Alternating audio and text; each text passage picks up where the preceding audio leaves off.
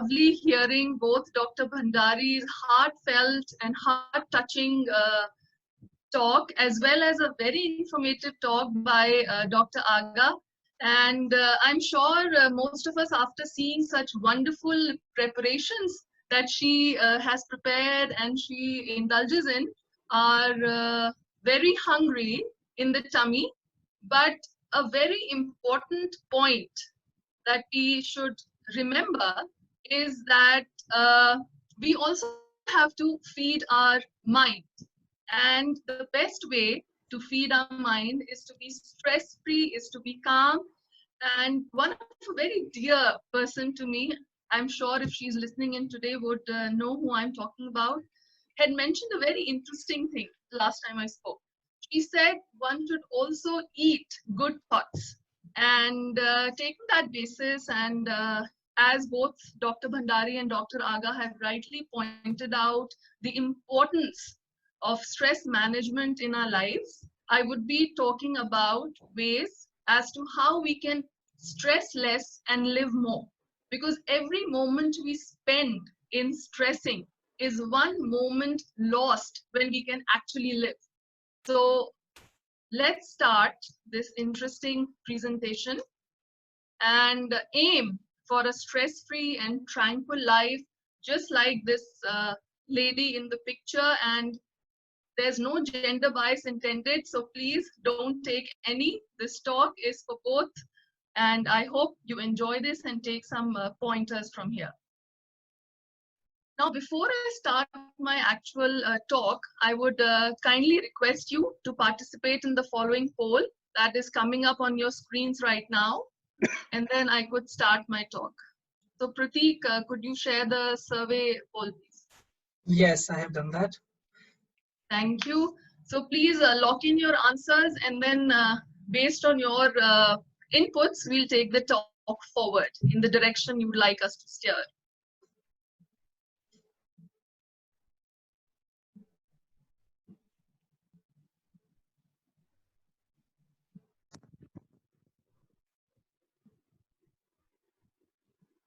Dr. Avantina will give a few minutes for people to vote in. People are still responding. Perfect, perfect. We would really love to get as many responses.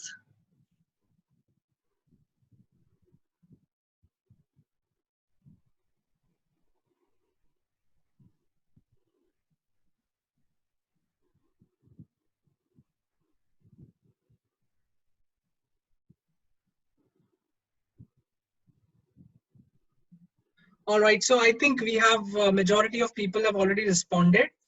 So would you like, I mean, is the screen visible to you, or would you like me to share the details with you? Yeah, if you could just tell me the percentage of people who experienced increased stress during COVID-19.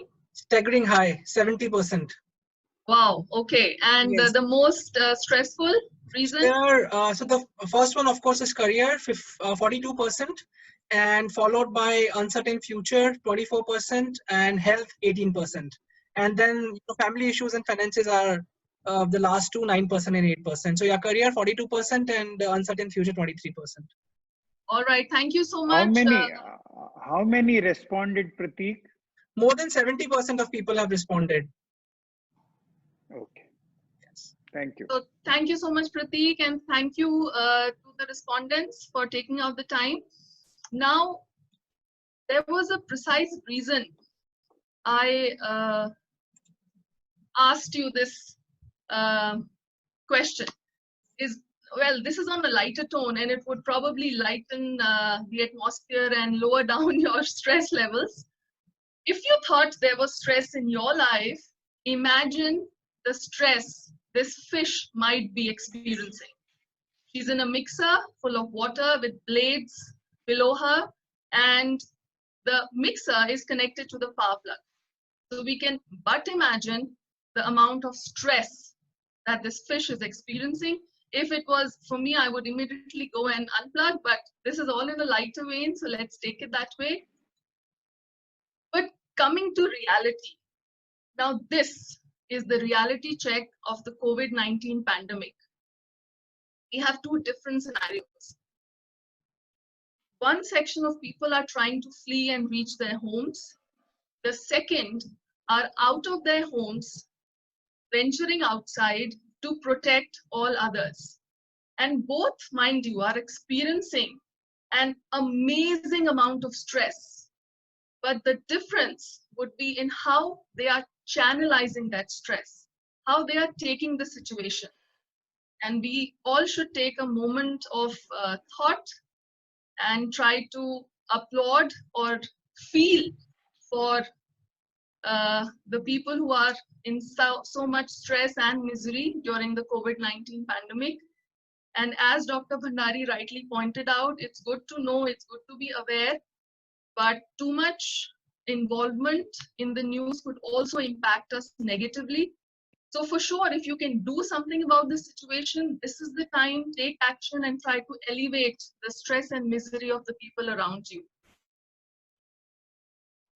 Now, as Prateek has rightly pointed out and the respondents have voted, we all have our own stresses to battle. No two people have the same stress or the same amount of stress. And all of us have our own coping mechanisms. The point to emphasize here is how we deal with that stress, how that impacts us. And today, I would be stressing on the positivity of the stress, because we've heard too much negativity of stress and we've kind of made it into this big evil. But my point and my effort today would be to channelize that stress into something positive and constructive. Now, talking about the kinds or the types of stress, it could be acute stress, which is triggered by a stressor, which initiates an immediate response from us. It could be a surprising event in our life.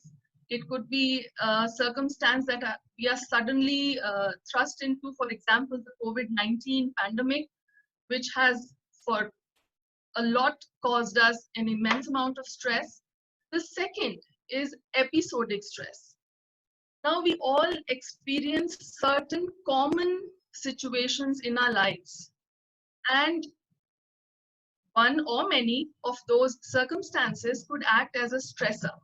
And whenever we are exposed or we find ourselves in the presence of that particular stress, it triggers an episode of stress in our bodies. And that could be occasional, frequent, after many years, but that is kind of a trigger. The third is chronic stress. If we find ourselves in a situation which is beyond our control and that is a stressor in our lives, it prompts us or it causes us to be in a continued state of stress for months, years, life. And this is immensely dangerous for us. It causes great health-related problems, mental issues, and although all kinds of stress are detrimental to our health, we need to find ways or exit points how to manage them. Now, if you had an opinion which said you have no stress in your life, first of all, let me congratulate you, but that's something I haven't heard in a long time, because it could be little stress, more stress, but we all have struggled or are battling with some amounts of stress. And saying that we have no stress could also mean we are in a state of denial. And that too is not good for our health. We need to accept if we have some stress, and then we need to take steps to address that stress. Why is it important? As Dr. Bhandari rightly pointed out, we should not let stress pent up. We should not keep stress inside of us so much that it puts an enormous amount of strain on our bodies, on our mind, on our soul, that it breaks us. Now, there's always a breaking limit or a limit at which we can take something. And therefore, the best way is to not let stress keep on building in ourselves, but find intelligent, constructive ways to relieve the stress. And episodes of blasting at somebody or getting too angry also is detrimental.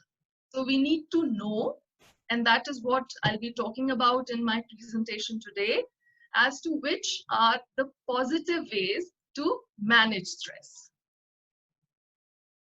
Well, this point was touched upon by Dr. Bhandari too when he spoke of the hormonal responses that our body takes when exposed to an amount of stress. And he mentioned the fight or flight syndrome, in which the cortisol levels rise, which gets in more glucose and energy for our body to respond to that stress.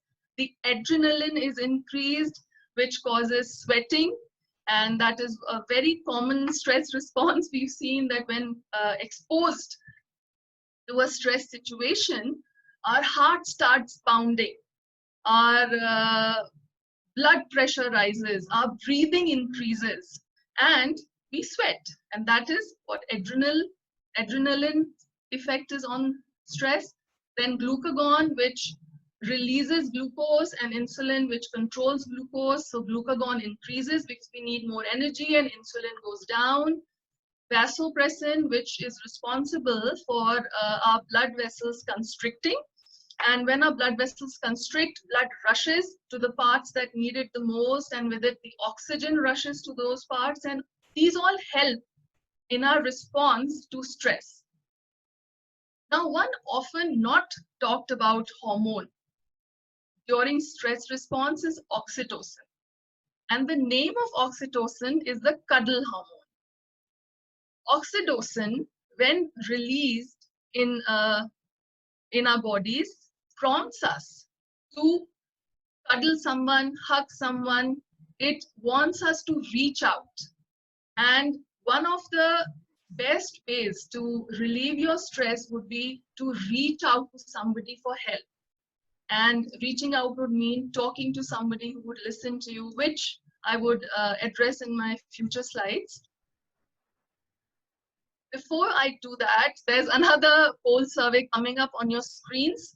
So if you could just give in your responses. Prateek, could you help me in this? Yes, it's live. Thank you.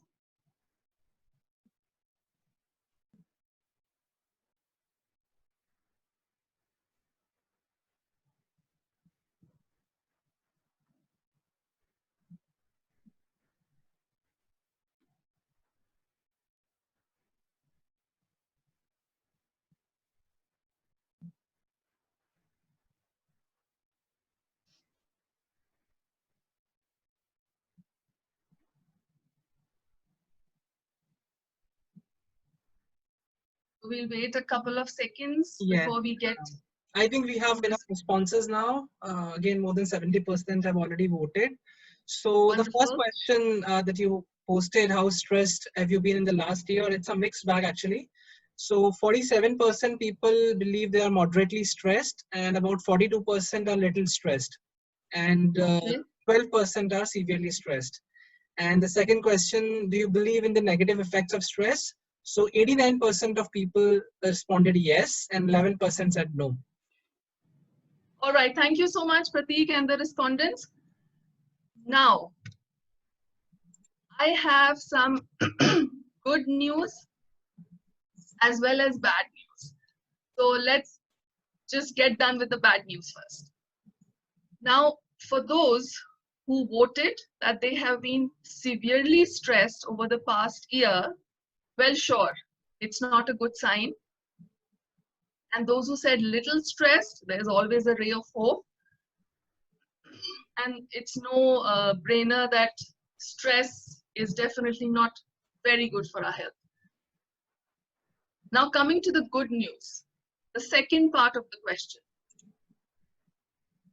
All those who voted no to whether you believe in the negative effect of stress have a higher chance of recovery and getting out of stress or getting out of a stressful situation or living longer than those who said that they believed in the negative effect of stress.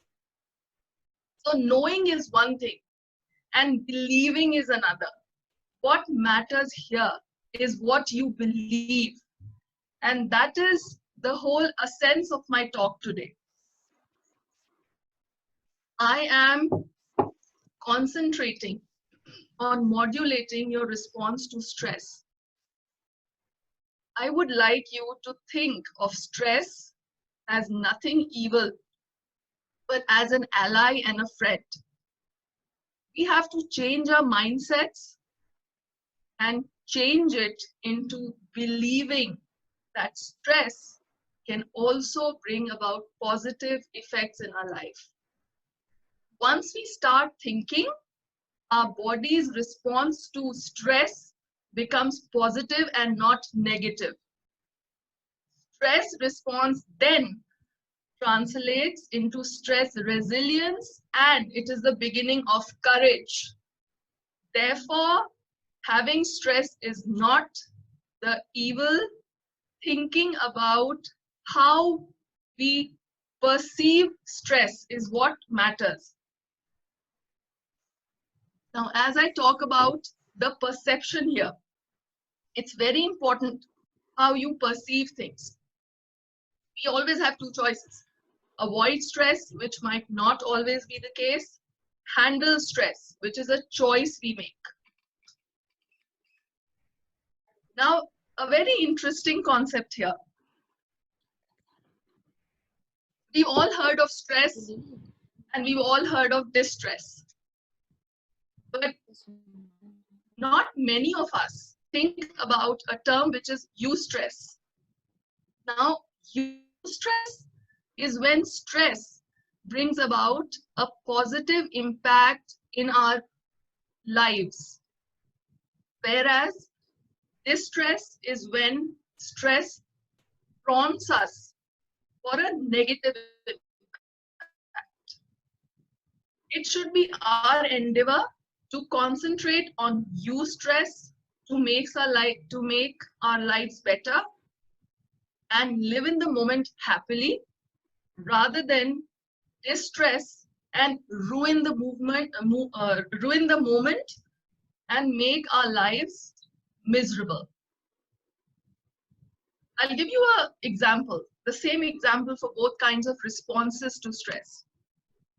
Well, a lot of people have lost jobs during COVID-19.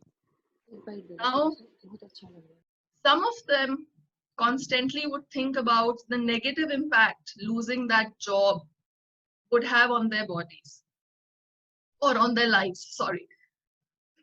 Some of them can take this as an opportunity to start something on their own and take this stress as an opportunity to rebuild your life and make it better. I'm not saying it's the easier choice, but the future would depend on the kind of choice you make. Even the present moment would decide how you react to that stress. So let's stop distressing and start eustressing and make eustress the talk of the town. Now, how do we manage stress? Well, it could be immediate relaxation or long-term adaptation. Immediate steps would be deep breathing. And we've all seen when we do deep breathing, our entire system relaxes. And there's this surge of oxygen and new energy in our bodies. This is one way to manage stress. When thrust on to a stressful situation, start breathing deeply, and that would prompt your brain to think calmly and try to manage that stress and how to use it positively. Next would be count till 10. Now, this one was told to me by someone very dear again, and I hope she's listening. Whenever you adopt a laughing expression and you smile, don't worry if people would frown and look at you. Why is she laughing in this stressful situation? Just do that. Do it now. Adopt a smiling expression and you would see the stress melt away, and it's measurable, by the way. I'm not talking hypothetically, this is science. Measurements have been done and these techniques have shown positive impact. Both divert your mind with other activities that you like, would take your mind off that stress, listen to some relaxing music, write down what you're feeling. If you're unable to talk to somebody, write down what you're feeling, and that would relieve your stress. Talk to someone who listens and would be able to help you. Now, these are all immediate steps that we take, but there's no fix-all, one-point agenda for all our problems. We would have to condition ourselves and live properly and adapt ourselves to living a stress-free life and channelizing that stress into something positive. We could do that by thinking positively, by exercising,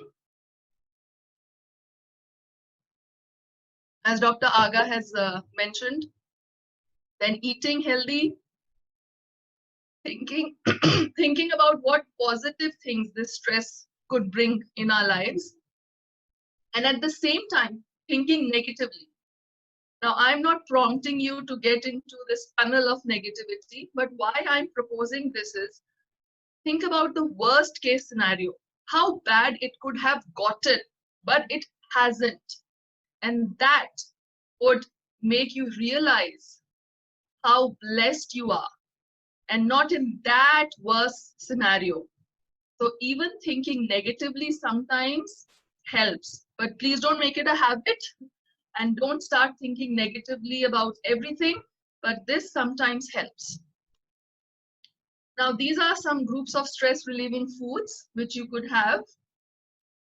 It has nuts, it has dairy, poultry, tea, fruits, vegetables, complex carbohydrates. And I had talked about these in detail in my previous talk on brain health. So I've just listed a few of them which would help in relieving stress. Another few ways of long-term adaptation would be hope. Always hope for the better. Forgive. If somebody has caused you distress emotionally, learn to forgive. Otherwise, you would be doing yourself more harm and would constantly be under that state of stress. So just forgive and forget and move on. Pray, be spiritual, be fearless. Now, this is a very important point. Please do not fear what will happen, because this fear takes us into such stressful situations which might never occur. So stop fearing and start living, and treat stress as a motivation to become a better person. If your capability is the issue, then try to work on that.